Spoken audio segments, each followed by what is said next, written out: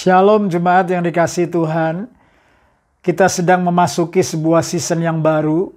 Bulan Juli sudah kita nikmati dan kita masuki bersama-sama. Dan kita percaya di bulan ini ada sebuah anugerah yang baru, ada sebuah season yang baru. Kita berdoa supaya dalam minggu-minggu yang akan datang, kalau Tuhan izinkan dan pemerintah boleh memberikan ruang, kita bisa beribadah secara korporat kembali di rumah Tuhan di Place of Hope. Doakan terus dan saya percaya saudara semua dalam kesehatan, dalam berkat, dalam perlindungan Tuhan yang begitu baik buat setiap kita. Pagi yang baik ini kita akan meneruskan khotbah seri daripada The Discipleship Journey. Kita sudah mempelajari saudaraku dalam minggu-minggu yang lalu tentang saudaraku biblical theology.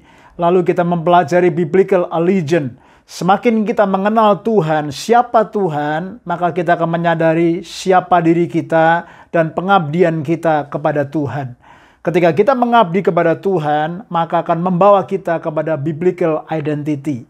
Kita mengerti bahwa kita adalah ciptaan Tuhan dan kita adalah anak-anak Tuhan dan kita adalah rekan sekerja atau hamba-hamba Tuhan.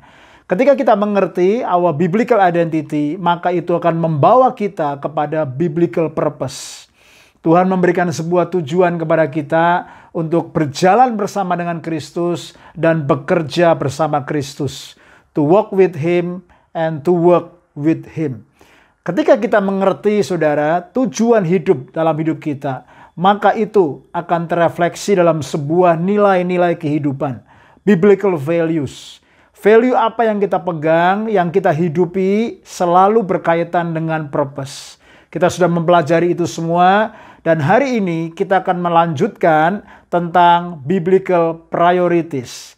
Kalau minggu lalu kita mempelajari tentang values, maka kalau orang memiliki sebuah nilai kehidupan yang nilainya adalah base daripada kerajaan Allah, yaitu kita mencari God's approval jauh lebih penting daripada man's applause, maka prioritas hidup kita akan terefleksi di dalam gaya hidup kita sehari-hari.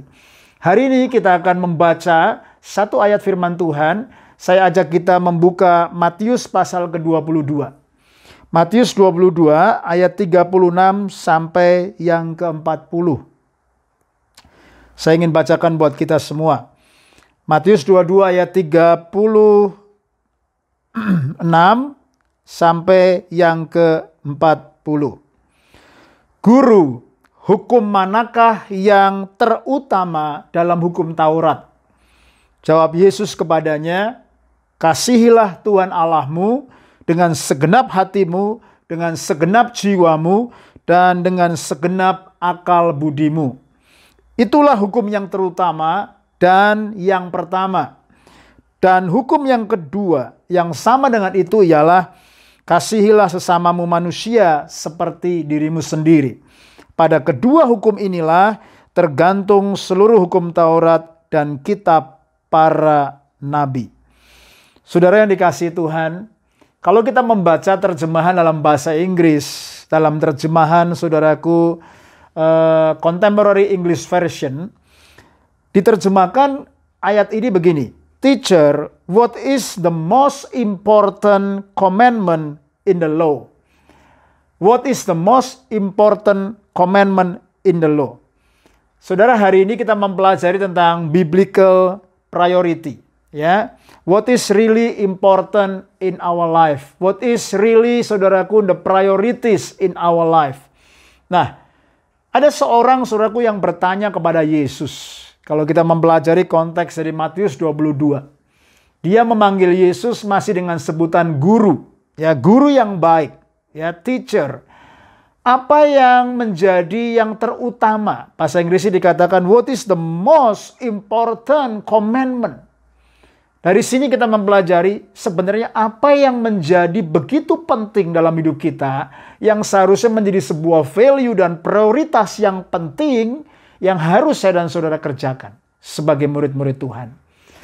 Di sini saudaraku, Yesus menjawab untuk mengasihi Tuhan dengan segenap hati, segenap jiwa, segenap kekuatan, segenap akal budi. Lalu Yesus berkata, itu adalah hukum yang utama dan terutama. Lalu hukum yang kedua yang sama dengan itu adalah kasihilah sesamamu manusia seperti dirimu sendiri. Saudara, dari kedua hukum perintah yang terutama itu tergantung seluruh hukum Taurat dan para nabi. Wow, luar biasa sekali. Jadi kalau saudara memiliki sebuah Alkitab, kalau Alkitab itu kita peres saudaraku sampai habis, maka akan muncul cuma 2 tetes intisari dari Alkitab. Yaitu tetes yang pertama, kasihilah Tuhan Allahmu. Kita peres lagi, tetes yang kedua adalah kasihilah sesamamu manusia. Saudara, itu adalah hukum yang terutama dan pertama. Dan disitulah Yesus berkata, that's the most important commandment in the law, in the Christian principles. Untuk kita sebagai murid-murid Kristus, kita boleh menghidupinya dan mengalaminya. Hari ini kita ingin mempelajari, saudaraku, prinsip bagaimana kita bisa hidup di dalam biblical priorities. Ternyata, saudara, didapati ada banyak orang yang mengalami kesulitan dalam kehidupan ini karena, saudaraku, sebenarnya ada, saudaraku, 2 macam orang di dalam kehidupan ini. Yang pertama adalah orang yang didriven, saudaraku, dengan urgency. Ya, orang yang seperti ini adalah orang yang selalu kegiatan-kegiatan sehari-harinya tergantung daripada situasi kondisi di sekitar dia dan urgency. Kalau dia belum urgent, dia nggak kerjakan itu karena tidak dianggap penting. Sampai itu menjadi sebuah urgency, baru dia lakukan, baru dia kerjakan. Jadi orang yang seperti ini, dia dimotivate, dia didriven, dia digerakkan dengan sebuah urgency. Kalau kondisi sudah mendesak, kondisi sudah mepet, ya, maka baru dia lakukan. Orang yang kedua adalah orang yang dipimpin oleh prioritas. Orang yang dipimpin, saudaraku, oleh hal-hal yang penting dalam hidupnya. Ya, ingat, hal yang penting belum tentu menjadi hal yang urgent atau mendesak. Tetapi orang yang kedua ini, dia memiliki prioritas yang benar, dia led by the right priorities, sehingga hidupnya, saudaraku, tidak gerusa-gerusu. Hidupnya, saudaraku, tidak terdesak oleh karena urgensi, desakan yang terjadi di sekelilingnya dan menekan dia. Nah, 2 macam tipe orang ini, saudaraku, kita lihat di sana-sini, bahkan mungkin termasuk diri saya dan saudara. Kita harus jujur with the condition of our heart. Dan biar hari ini ketika kita mendengar firman Tuhan, Roh Kudus berbicara di hati kita semua. Saya berdoa supaya kita bisa menjadi orang yang dipimpin dengan prioritas-prioritas yang benar. So we will be led with the right priorities in our life, not driven by the urgency. Kalau saya dan saudara dipimpin, saudaraku, dengan prioritas yang benar, maka hidup kita akan menjadi hidup, saudaraku, yang terstruktur, yang, saudaraku, efisien, yang hidupnya, saudaraku, tidak gerusa-gerusu, tidak terburu-buru. Karena kita tahu apa yang menjadi prioritas yang utama dalam hidup kita. Hari-hari ini saya melihat ada banyak orang, saudaraku, gerusa-gerusu. Suatu hari saya lagi nyetir, begitu, saudaraku, ada traffic light, saya berhenti. Saya lihat, saudaraku, di sebelah kanan saya ada mobil yang ngeremnya begitu mendadak. Ciit! Saya lihat, saudaraku, ternyata ibu-ibu.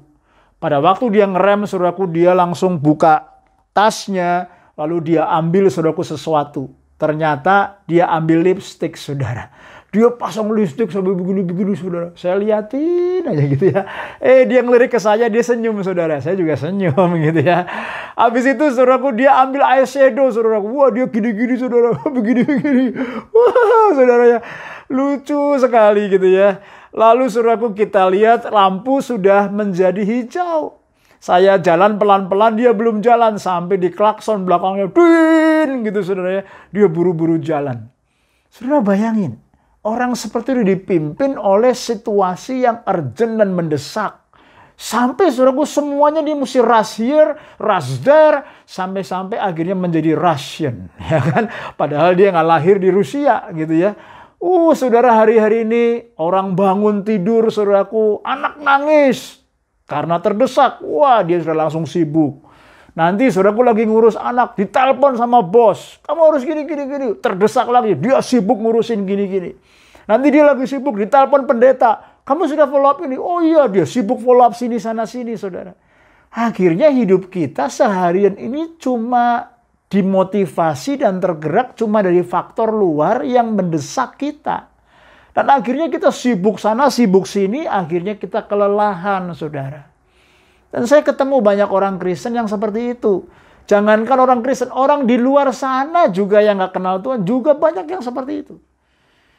Itu sebabnya kita perlu tahu priority yang benar dalam hidup kita. Karena orang yang dipimpin prioritas, dia akan tahu what is the most important, what is the right priorities dalam hidup dia, sehingga dia bisa menyusun hidupnya, menata schedule-nya, menata resources-nya, sehingga saudaraku belum tentu yang penting itu mendesak.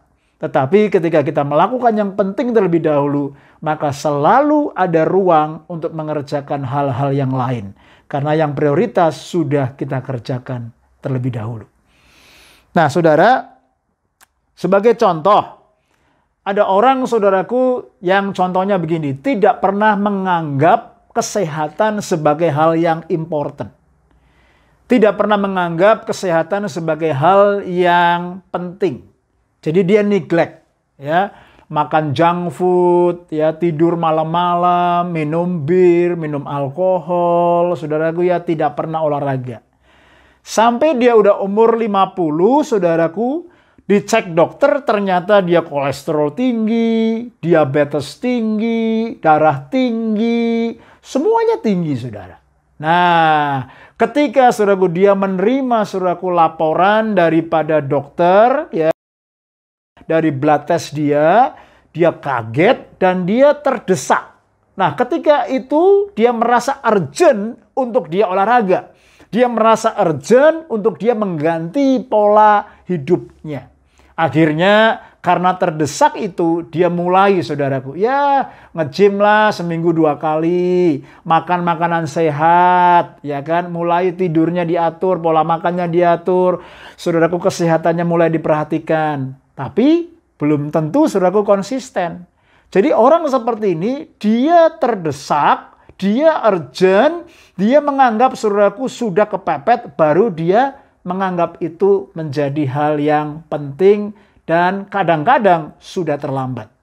Orang tiba-tiba sudah divonis kanker stadium 4. Orang tiba-tiba sudah divonis, saudaraku, ternyata jantungnya sudah tersumbat. Itu pun kadangkala di tengah-tengah situasi yang mendesak, saya masih melihat banyak orang yang belum mau merubah prioritas hidupnya karena mindset-nya belum berubah. Karena tujuannya masih salah. Karena nilai hidupnya masih ngawur. Dan Tuhan mau kita benahin satu persatu. Tuhan mau kita rebuild kembali. Reset ulang hidup kita. Supaya saudaraku semua yang kita sedang pelajari ini benar-benar menjadi sebuah gaya hidup yang baik. Ketika kita melakukan hal yang penting terlebih dahulu. Olahraga ketika kita masih muda. Makan sehat ketika kita masih muda. Pola tidur yang baik, saudaraku, ketika kita masih muda. Bekerja sesuai dengan apa yang menjadi tanggung jawab kita dengan baik. Itu adalah hal yang penting. Maybe belum terlalu important. Maksud saya belum terlalu mendesak. Ya, tapi itu penting. Ya, hal yang important belum tentu itu mendesak. Tetapi ketika kita mengerjakannya, saudaraku, hal yang penting dalam hidup kita, apa yang kita tabur, kita akan tuai. Ya, contoh yang kedua adalah saudaraku orang yang belajar. Ya, orang yang belajar. Jadi, contoh gini. Orang yang ada tugas, assignment-nya banyak, ya. Dulu ketika saya sekolah di Sekolah Alkitab Bible College, saya ngambil master, assignment-nya banyak sekali. Ya, satu paper saya mesti tulis, saudaraku, kira-kira saudaraku ribuan kata, ya. Bisa 3.000 kata, ya, saudaraku, bisa ribuan. Lalu satu paper minimum saya harus baca bibliografi 25 textbook. Jadi kalau saya suruh ngomong tentang murka Allah, tentang Roh Kudus, saya nggak bisa ngecap. Saya harus base semua dari textbook dan saya harus baca jurnal, baca textbook, minimum harus 25 buku. Nah, ketika saya saudaraku diperhadapkan dengan tugas assignment yang menumpuk, Karena saya dulu full time student, saya harus ngambil 4 subjek 1 semester. Saya harus pilih waktu saya dan saya harus mengerjakan hal yang prioritas dalam hidup saya yang penting. Jangan sampai menunggu dulu mepet, setelah urgent baru kita kerjakan. Banyak orang hari-hari ini, ya belum mepet, ya udah biarin aja. Ujian saudaraku SKS, sistem kebut semalam katanya ya. Ada sekarang yang bilang bukan semalam tapi sistem kebut 1 jam ya kan. 1 jam sebelum ujian baru belajar. Nah hari-hari ini kita lihat banyak orang seperti itu. Termotivasi karena sudah mepet baru dia lakukan. Dia belajar, dia kerjain assignment sampai akhirnya keteteran dan akhirnya nilainya jeblok. Kita nggak bisa salahkan siapa-siapa. Kita harus bertanggung jawab kepada diri kita sendiri. Ya, contoh lagi, saya ketemu sama orang tua, yang tidak punya prioritas yang benar, tidak pernah menganggap penting memiliki hubungan dengan istri, dengan suami, ataupun dengan anak-anak. Ya, suaminya gila kerja, saudaraku ya, dari pagi, dari terbit matahari sampai pada tenggelamnya kerja terus. Banting tulang, banting piring, banting pintu, semua dibanting saudara ya, demi mengejar uang. Lalu dia tidak pernah menganggap hubungan itu penting. Dia nggak pernah menganggap hubungan dengan suami, dengan anak-anak itu penting. Sehingga pada waktu saudaraku dia sudah kumpulkan uang, ternyata istrinya selingkuh. Ternyata anak-anaknya sudah bertumbuh remaja, saudaraku nggak mau ngomong sama bapaknya. Nggak pernah deket, emosional banknya kosong. Apa jadinya saudaraku? Dia kaget, kondisi sudah mendesak, kondisi urgent, dia marah-marah, tidak menyelesaikan situasi. Lalu saudaraku banyak orang tua yang akhirnya, ya sudah saya benahin hubungan. Anak-anak mau beli apa, semua dibeliin. Tidak bisa menjawab solusi itu saudara. Karena apa? Orang missing kepada hal yang penting dalam hidupnya. Saudara, membangun hubungan penting. Saya bersama istri komitmen saudara ya. Seminggu sekali kita bisa keluar, dating, ngobrol. Seminggu sekali saya selalu punya waktu sama dia. Ya, pagi-pagi ngobrol, malam-malam sebelum tidur ngobrol, ya. Lalu sama anak-anak, saudaraku, setiap hari saya komit paling nggak setengah jam, 1 jam quality time ngobrol sama mereka. Dalam 1 minggu family time together, kita makan keluar, duduk bersama, ngobrol saudaraku bersama. Dulu saudaraku kita punya jam makan bersama selalu. Ya, sekarang kadang-kadang saya punya kesibukan, istri punya kesibukan, anak-anak punya kesibukan. Tapi tetap kita usahakan sebisa mungkin kalau kita ada di rumah, makan selalu bersama-sama. Kalau nggak bisa, 1 minggu sekali, hari Rebo malam, kita sudah komit. Itu adalah jadwal family dinner, kita keluar bersama, ngobrol bersama. Saya anggap itu sebagai hal yang penting. Walaupun tidak urgent, tetapi saya terus tabur. Supaya anak-anak saya tahu bahwa orang tuanya walaupun sibuk, tetap memperhatikan dan mengasihi mereka. Supaya istri saya tahu, walaupun saudaraku dia sibuk, saya sibuk, tetap hubungan itu menjadi prioritas. Dan saya percaya, demikian juga hubungan kita dengan Tuhan. Bagaimana dengan kerohanian kita? Ada banyak orang yang tidak pernah menganggap kerohanian itu sebagai hal yang penting. Sehingga saudaraku, dia biarin aja neglect. Akhirnya ketika dia neglect saudaraku, dia menunggu sampai waktu situasi kondisi tertentu sudah urgent, sudah mendesak, baru saudaraku dia sungguh-sungguh cari Tuhan. Biasanya kalau lagi krisis, lagi digoncang, lagi bingung, lagi diputus pacar, lagi dimarahin orang tua, lagi dipecat. Orang-orang pada waktu itu mencari Tuhan. Tetapi saudaraku ketika kondisi baik-baik, bahkan ketika dia masih muda, tidak memprioritaskan hal itu sebagai hal yang utama dan terutama. Itu sebabnya hari ini saudaraku kita ingin jujur dan terbuka. Bagaimana dengan kondisi kita? Saya ketemu banyak orang sebagai hamba Tuhan. Saya ketemu orang-orang yang berkata, Pak Yosafat, ya nantilah. Kalau saya sudah umur 60, baru saya berdoa, baru saya mempelajari firman Tuhan, baru saya ke gereja melayani.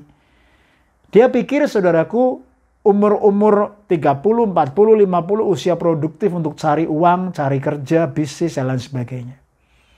Banyak orang saudaraku yang dipimpin oleh saudaraku motivasi yang salah, tujuan yang salah, nilai-nilai hidup yang salah, sehingga prioritas hidupnya juga salah. Saya ingin mengajak kita semua menata ulang. What is the most important in your life? What is the right and true priorities in your life? Hari ini saudara, kita ingin belajar apa sebenarnya yang menjadi biblical priorities. What is really important dalam hidup saya dan saudara. Saudara, kalau dari ayat tadi, ya, Matius pasal 22 ayat 36 sampai 40, ada dua hal yang paling penting. The most important in our life as a true disciples. Yang pertama adalah to love God wholeheartedly. Mengasihi Tuhan dengan segenap hati kita, segenap jiwa kita. Artinya apa? Pikiran, perasaan, kehendak, kemauanmu itu harus mengasihi Tuhan. Kalau perasaan saudara malas, pikiran saudara negatif, saudaraku kemauan saudara malas, engkau harus berkata, "Hai perasaanku, pikiranku, kemauanku, engkau harus mengasihi Tuhan." Ya, lalu apa? Mengasihi Tuhan dengan segenap kekuatan. Kalau engkau masih kuat, engkau masih bisa berjalan, engkau masih bisa bekerja, kasihi Tuhan dengan segenap kekuatanmu. Lalu apa? Kasihi Tuhan dengan segenap akal budimu. Kalau engkau pintar, kalau engkau punya skill, kalau engkau punya talenta, pakai itu untuk mengasihi Tuhan. Jangan sibuk dengan pekerjaan, dengan bisnismu, tetapi engkau lupa mengasihi Tuhan dengan akal budi, otak, pengertian, hikmat yang Tuhan sudah berikan dalam hidupmu. Ya, seluruh hidup kita wholeheartedly Tuhan mau kita mengasihi Dia. Ini adalah the most important things dalam hidup kita. Saudara boleh bekerja, saudara boleh berbisnis, saudara boleh study, saudara boleh punya cita-cita setinggi langit, silahkan. Tetapi saudaraku, make sure semua pekerjaan, bisnis, cita-cita, bahkan parenting kita, bahkan aktivitas kita, semuanya berdasarkan karena kita mencintai Tuhan dan mengasihi Tuhan. Amin. Lalu yang kedua adalah Tuhan mau saudaraku kita to love people, to love others fervently. Tuhan mau kita mengasihi manusia, mengasihi sesama kita dengan sungguh-sungguh seperti diri kita sendiri. Bahkan saudaraku di ayat yang lain dikatakan seperti Tuhan telah mengasihi kita. Ya.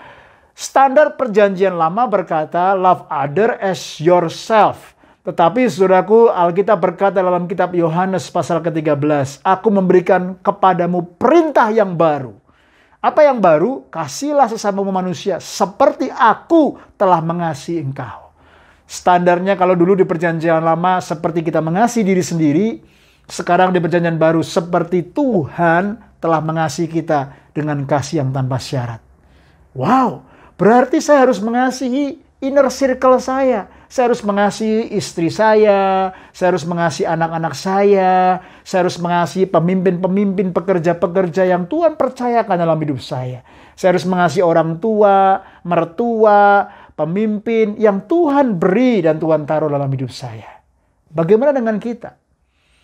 Ketika kita mengasihi Tuhan, kita mengasihi sesama kita, saya percaya kita sedang melakukan yang terpenting di dalam kehidupan kita ini. Lalu, kalau kita perhatikan di dalam Matius pasal yang ke-6 ayat 33. Ayat ini terkenal, ayat ini dikatakan, but seek first the kingdom of God and all the righteousness, and then everything will be added unto you. Jadi saudaraku, hal yang ketiga, apa yang menjadi begitu penting dalam hidup kita? What is the true priorities that really important in our life? Yang pertama mengasihi Tuhan, yang kedua mengasihi sesama, yang ketiga mencari kerajaan Allah dan segala kebenarannya. Amin. Ketika kita seek first God's kingdom, kita memprioritaskan Tuhan dan kerajaannya dan bahkan segala kebenarannya. All the righteousness. Wow. Ketika kita sungguh-sungguh mencari Tuhan, mencari kerajaan Allah dan segala kebenarannya, kita nggak kompromi dengan kebenaran firman Tuhan, maka semuanya akan ditambahkan kepada kita. Kalau Tuhan bicara all, Tuhan bicara semuanya, berarti semuanya. Tergantung saudaraku bukan menjadi kebutuhan kita, tapi tergantung daripada apa yang Tuhan lihat dalam hidup kita. Semuanya Tuhan siapkan yang terbaik. Ya, kalau saudara butuh visa, saudara butuh jodoh, saudara butuh rumah, saudara butuh mobil, saudara butuh kesehatan, saudara butuh terobosan, saudara butuh hikmat, saudara butuh jiwa-jiwa untuk dilayani, apapun Tuhan akan tambahkan itu. Kita nggak perlu mengejar berkatnya, tetapi kita mengejar isi hatinya dan kerajaannya. Yang percaya dengan saya katakan amin. Amin. Oke, saudara ulangi. Apa yang menjadi the most important in our life? Mengasihi Tuhan dengan segenap hati, jiwa, kekuatan, akal budi. Yang kedua, mengasihi sesama kita dengan sungguh-sungguh seperti Tuhan sudah mengasihi kita. Yang ketiga, mencari kerajaan Allah dan segala kebenarannya. Ya, kita seek first God's kingdom and all the righteousness. Saya percaya kalau kita hidup di dalam prioritas yang benar, maka ada anugerah, ada pengurapan, ada berkat, ada promosi, pertolongan, penghiburan, dan penyertaan Tuhan yang tidak pernah meninggalkan kita.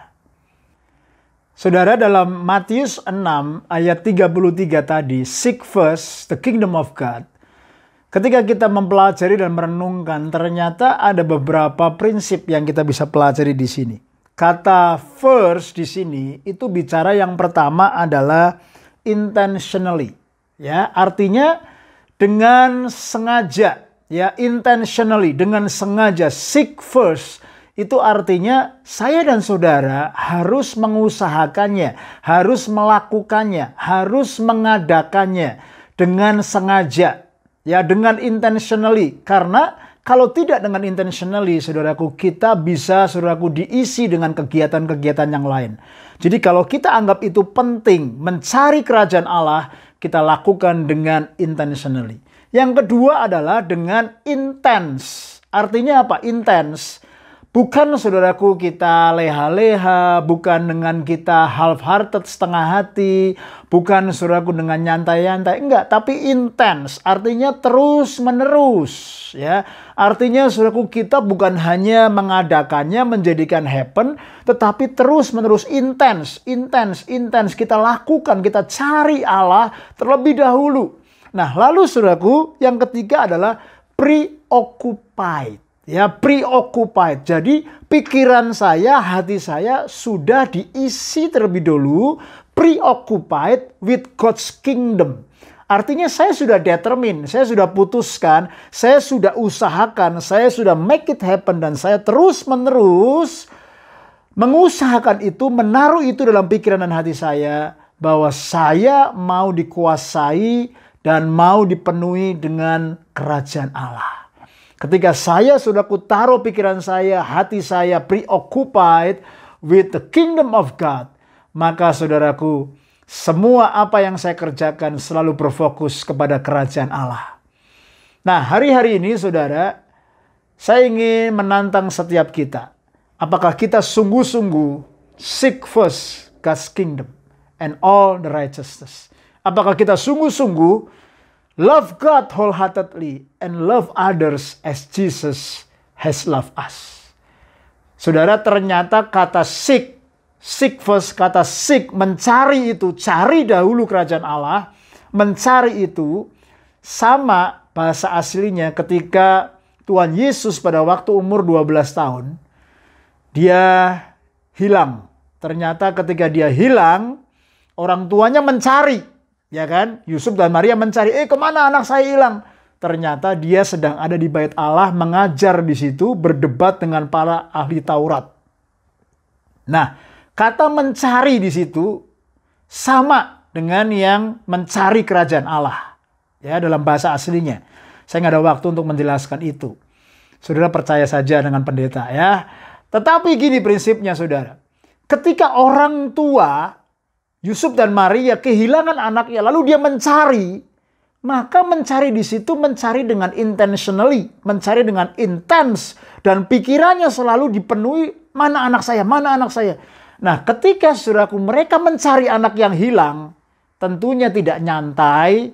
Kemana ya? Oh, jangan-jangan ada di sono. Lalu tiba-tiba lagi nyari, oh di situ ada kafe yang jual coklat, enak tuh. Yuk kita ngopi dulu, kita nyoklat dulu. Lalu, oh di situ ada restoran enak, yuk kita makan dulu. Enggak begitu saudara. Ketika kita sedang mencari anak yang hilang, intentionally, intense, preoccupied, maka mau ada kafe enak kek, coklat enak kek, mau ada mertua lewat pun kadang-kadang kita lupa ngelihat saudara ya kan. Karena apa? Pikiran saya dan saudara sudah preoccupied. Karena kita sudah intentionally dan intens mencari anak yang hilang itu. Ada salah satu jemaat saudaraku yang cerita ketika dia liburan, saya lupa mungkin di Thailand atau di Jepang gitu ya. Dia lagi shopping around, anaknya pada waktu mungkin umur 4 atau 5 tahun, tiba-tiba saudaraku hilang. Mungkin bukan 4-5 tahun, mungkin baru 3 tahun kali, saya lupa-lupa. Ya.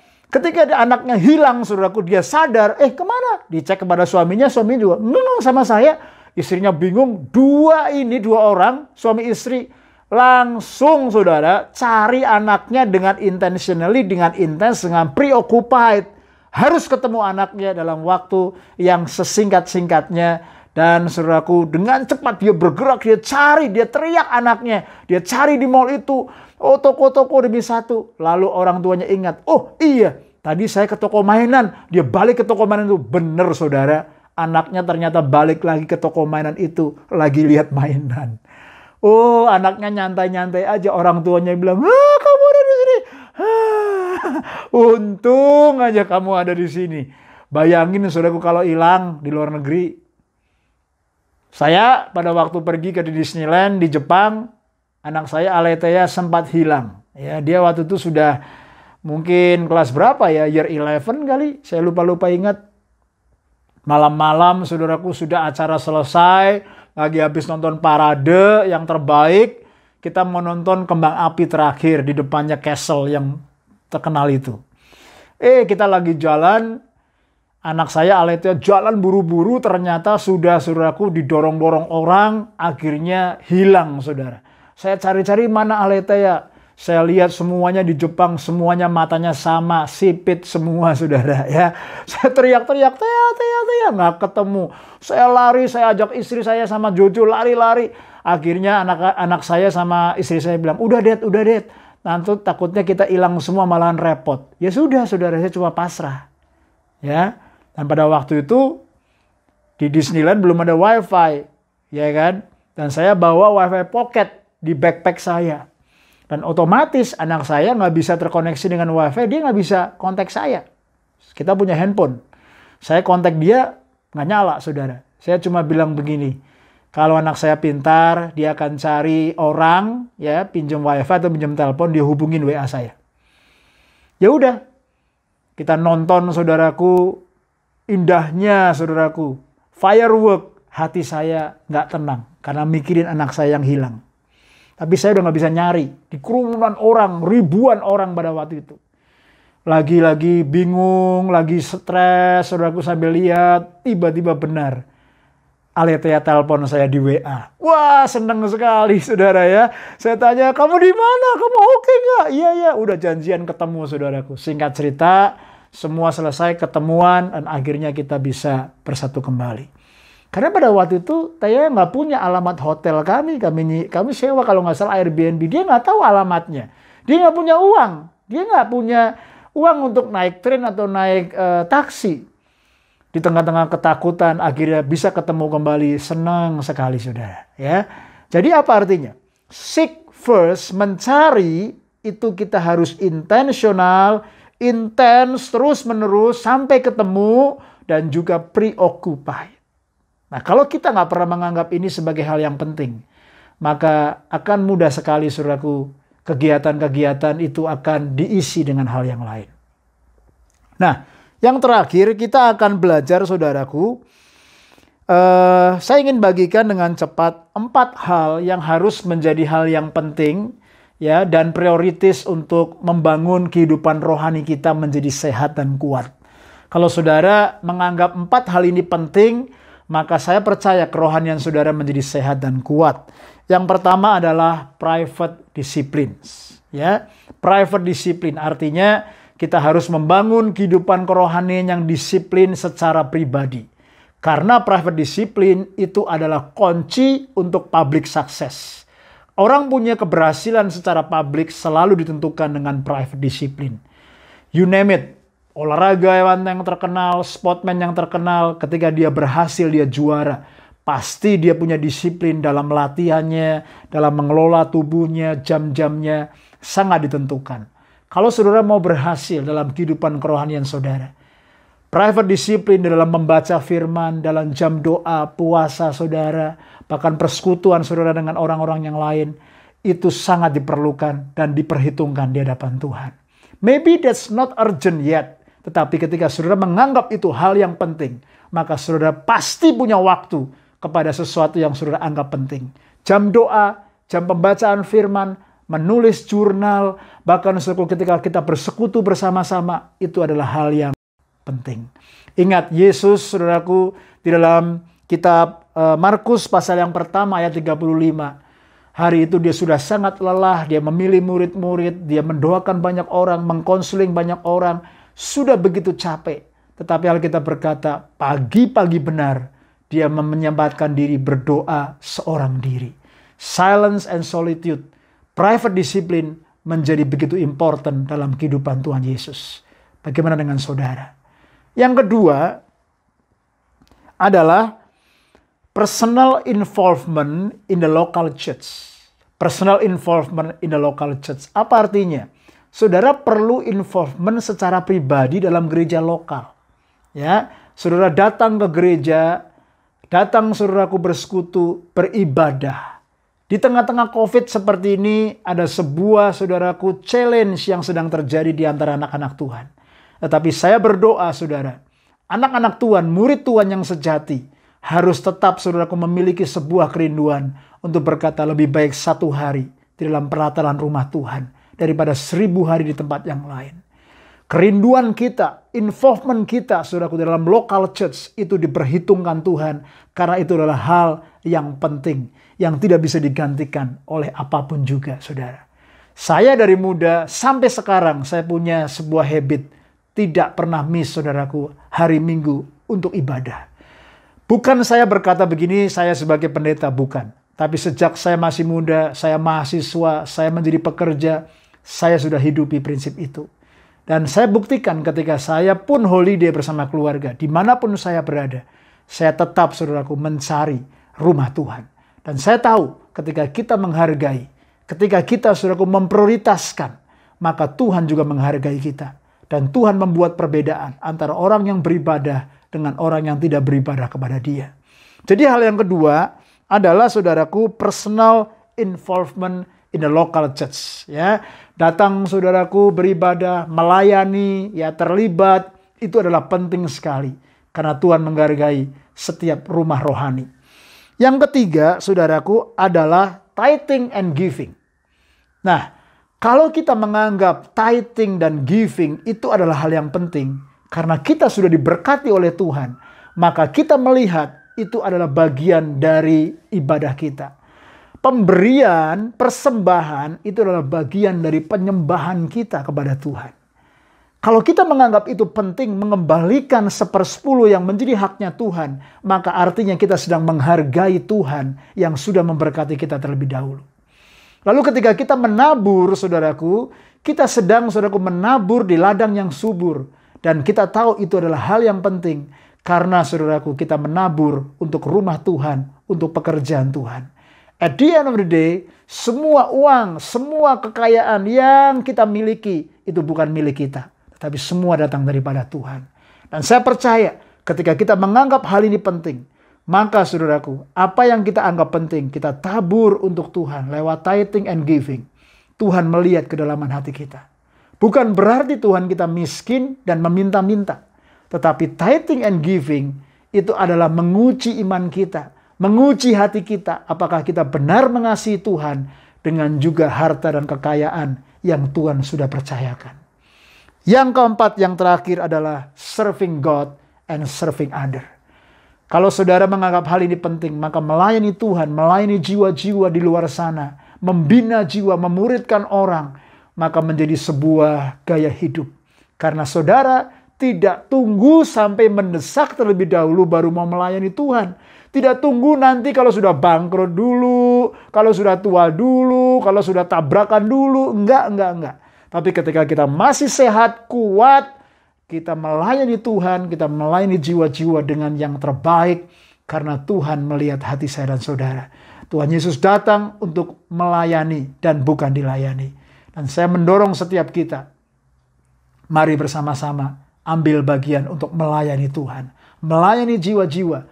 Dan ketika kita melakukan hal yang penting ini, maka nama Tuhan dipermuliakan, hidup kita menjadi efektif dan tajam, dan akhirnya kita boleh kedapatan di hadapan Tuhan menjadi hamba yang setia, hamba yang berkenan, dan hamba yang menyenangkan hati Bapa di surga.